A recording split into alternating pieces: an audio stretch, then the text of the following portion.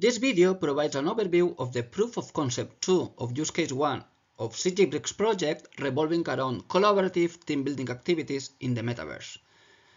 Let's start by having a look at a simplified deployment architecture of this proof of concept by identifying its core technologies. First, we can identify a real-time multi-user holoportation platform provided by I2CAT, which also supports multi-user interaction capabilities. And then we can identify two core 6G enablers. The first one is a cell-free network provided by IS Wireless and National Instruments, and the second one is an X-Hall infrastructure and network provided by Intracom.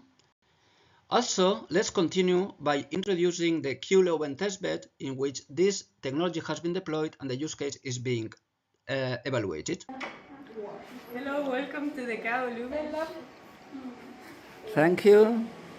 Here we have deployed all the use case 1 components in our 6G-BRICKS testbed. This testbed is a key enabler as it integrates a whole 6G radio infrastructure. And we are using a self-free ORAN architecture. The radio units are deployed in this USRP X410 from National Instruments, together with a dedicated mini PC, and they run the low physical layer, and then the central unit and the distributed unit is implemented in this server, dedicated server, which does all the rest of the processing. Okay, let's continue by having a closer look at its core elements of this rack. First, we can identify the cell-free radio unit. Second, we can identify the X-Hall infrastructure, and basically X-Hall networks have become a consolidated transport infrastructure in modern cellular networks that connect the radio access network to the core network by combining three main segments: the front haul, the mid haul, and the back haul.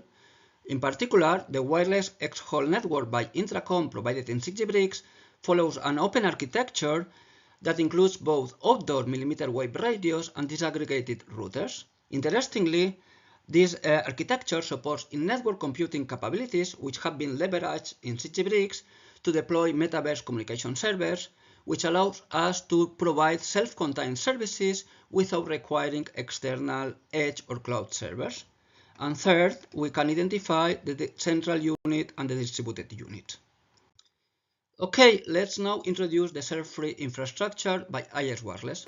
Hello, I'm Robert, I'm from IS Wireless, and our solution of cell-free, which was developed for 6G-BRICKS project, provides benefits in throughput and the spectral efficiency performance and extending the cell.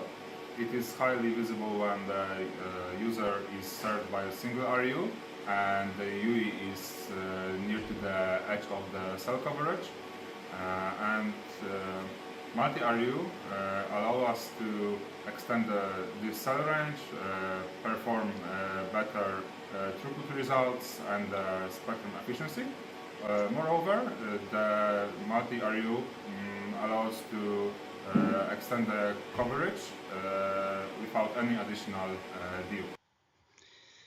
Okay, let's now have a look about a showcase of this proof of concept 2, which also proves its capabilities to dynamically switch between different edge servers based on the position of the users in the virtual world, based on their positions in the real world, or based on the available needs or available resources. Let's watch the video. We are showcasing now the proof of concept 2 of use case 1 on metaverse technologies using 6G enabler, which in this case are the cell-free network by IS Wireless and the X-Hall switch by Intracom. So here we have Pablo from Brainstorm. Hello, Pablo. Hello. And Janice from I2CAT. Hello, Janice. And if we look, both are using a VR headset and are being captured by RGB cameras. And if we move closer, we can see that Pablo can see Janice holoported into the virtual environment, and they can interact with a shared board. Show us how it looks like, Pablo.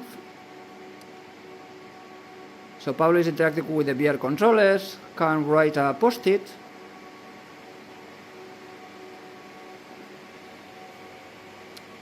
and can grab the post-it and put it in any location in the virtual scenario. Janice, do you also have this power to write post-its? Yeah, I think that I can.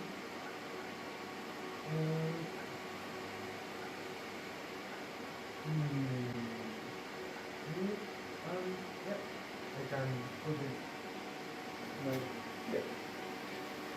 Perfect. So you can see that each other has view of the other remote user, and they can work on a collaborative brainstorming session, okay? So conducting a shared activity. And one of them can move to another room. So now it's, Pablo, did you move to the other room? Yes. Okay, Janice, please stay. And we will see in the Grafana dashboards that the bandwidth handled by the SFUs are being updated. So you can see the blue graph in which the two users were in the same SFU or the same communication server, and now Pablo is in the other server. So we can see one user in each server. Okay, we'll see the metrics updated. In particular, we have one of the PCs running on one server, and the other server is run on the X-Hall switch by Intracom. Okay, Janice, could you also move to the other room, please? Okay, you see that he is in the other room, and can see now Pablo. And let's see what happens to the bandwidth handled to the SFU. We can see the orange graph, which is increasing the bandwidth because now, and the blue graph is going to 0 because it's not handling traffic anymore. So you can balance the load between the two servers dynamically, depending on where the users are located in the virtual world. Let's see what they can do in the virtual environment right now. What do you have? Like a Lego bricks, no? Like in 6G-BRICKS? Yes. Can you show us how you can interact with the bricks? So Pablo is grabbing,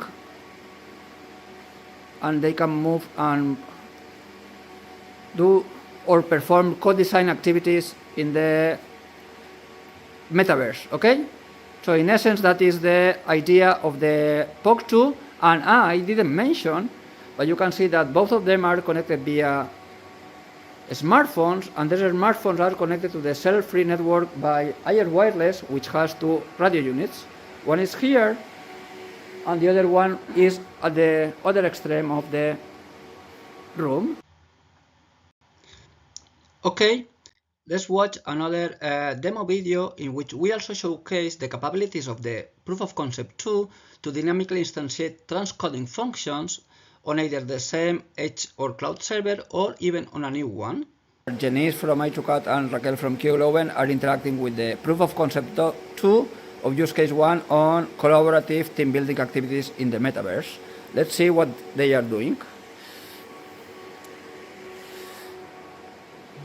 From behind, both of them are captured by an RGB cameras, so they are all ported into a virtual environment, and you can see that Raquel is playing with a Lego bricks building activity with Janice, so yeah, they are co-designing a 3D model.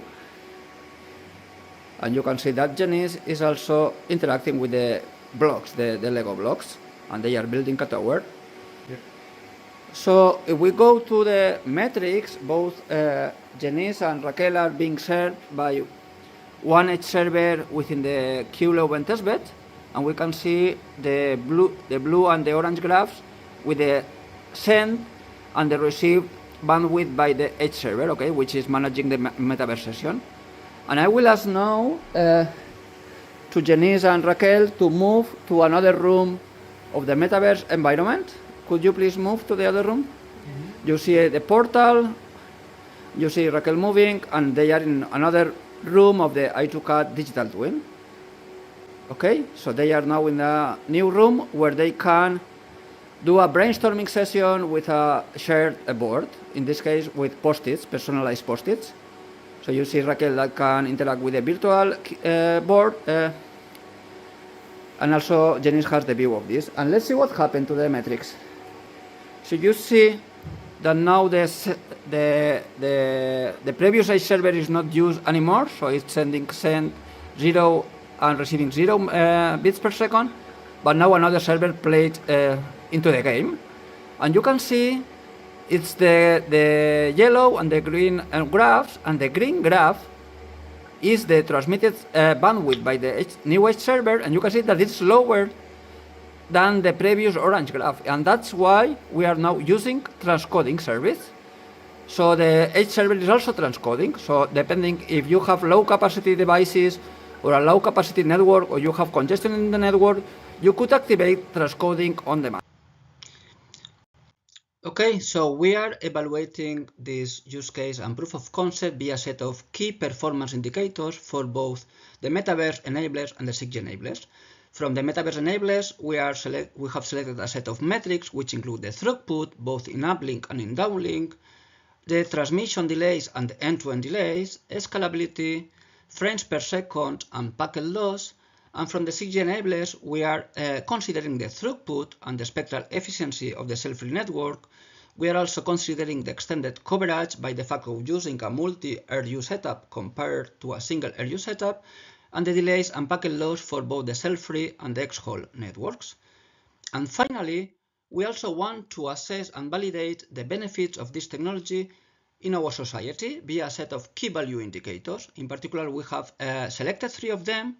The first one is digital inclusion or fairness, to assess or to determine to what extent this technology can facilitate equal access to key services. The second one is open collaboration, to determine if this technology can provide improved group interaction and collaboration between remote team members compared to baseline technologies such as traditional video conferencing platforms or avatar-based virtual worlds or metaverse platforms. And the third one is safety, to determine if this technology can provide manipulation of assets, training activities, execution of shared tasks, while minimizing risk and the need for physical resources and travels. So that concludes this video. These are the partners involved and their roles. And also we hope this video can help to gather valuable feedback from users to also determine the benefits and the impact that this technology can provide to the society. Thank you for watching.